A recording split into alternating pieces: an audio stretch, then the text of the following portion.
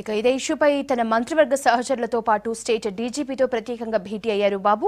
ఓటుకు note issue కాకుండా phone tapping పై ఢిల్లీ స్థాయిలో ఫిర్యాదులు చేసిన బాబు స్టేట్లో కేసీఆర్ పై నమోదైన కేసుల తర్వాత అనుసరించాల్సిన వ్యూహాలు, స్టీఫెన్సన్ తో ఫోన్ సంభాషణల ఆడియో లీకేజ్ అంశాలపై వీరితో చర్చిస్తున్నట్లు సమాచారం. ఈ సమావేశానికి ఆర్థిక మంత్రి యనమల, కేంద్ర మంత్రి సుజనా చౌదరి, డీజీపీ రాముడుతో పాటు పోలీస్ ఉన్నత అధికారులు కూడా హాజరయ్యారు.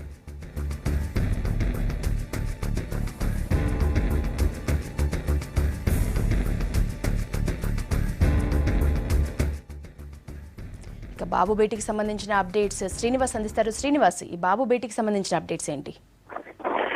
యశోద, ముఖ్యంగా చంద్రబాబు నాయుడు ఇంట్లో ఈ రోజు సుజనా చౌదరి, అదేవిధంగా యనమల రామకృష్ణుడితో పాటు ఆంధ్రప్రదేశ్ డీజీపీ రాముడితో భేటీ జరిగింది. అయితే ప్రధానంగా ఆంధ్రప్రదేశ్ కి సంబంధించినటువంటి సుమారు 120 మంది అధికారుల ఫోన్ ట్యాపింగ్ చేశారనే అంశంపై మనం ఈ ఫోన్ ట్యాపింగ్ తెలంగాణ ప్రభుత్వం నుంచి ఎలా ఎదుర్కోవాలి, ఫోన్ ట్యాపింగ్ చేయడం పైన మనం ఎలాంటి ఆధారాలు సేకరించాలి, ముఖ్యంగా ఈ 120 మంది అధికారులతో పాటు తన బాబు పైన కానీ అదేవిధంగా కొంతమంది మంత్రుల పైన కూడా ఫోన్ ట్యాపింగ్ జరిగినట్టు వస్తున్న ఈ ఆరోపణలను మనం ఏ విధంగా నిరూపించుకోవచ్చు.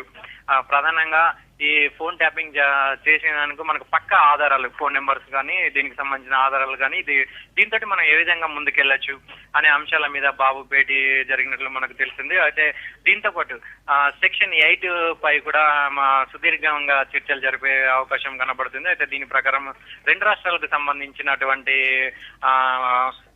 అధికారులకు కావచ్చు, అదేవిధంగా మంత్రులకు కావచ్చు, ప్రజలకు కావచ్చు సమానమైన అధికారాలు ఉంటాయనే దాని మీద ఈ చర్చ జరిగినట్టు చెప్తుంది. ముఖ్యంగా ఈ ఫోన్ ట్యాపింగ్ అనే దాని మీదనే, అంటే ఈ ఓటుకు నోటు అనే వ్యవహారాన్ని నుంచి బయటపడేందుకు మనం ఫోన్ ట్యాపింగ్ అనే అంశాన్ని తెరపైకి తీసుకొస్తే దీని నుంచి మనం ఏ విధంగా చేయవచ్చు, ఈ ఫోన్ ట్యాపింగ్ అంశాలను సేకరించి తెలంగాణ ప్రభుత్వాన్ని ఏ విధంగా పెట్టే అవకాశం ఉంది, లేదంటే ఈ తెలంగాణ ప్రభుత్వంపై మనం ఏ విధంగా అజమాయిషీ చేసే అవకాశం ఉంది, లేదా మా తెలంగాణ ముఖ్యమంత్రి కావచ్చు, తెలంగాణ అధికారుల మీద కావచ్చు మనం ఏ విధంగా దీని మీద చేయవచ్చు.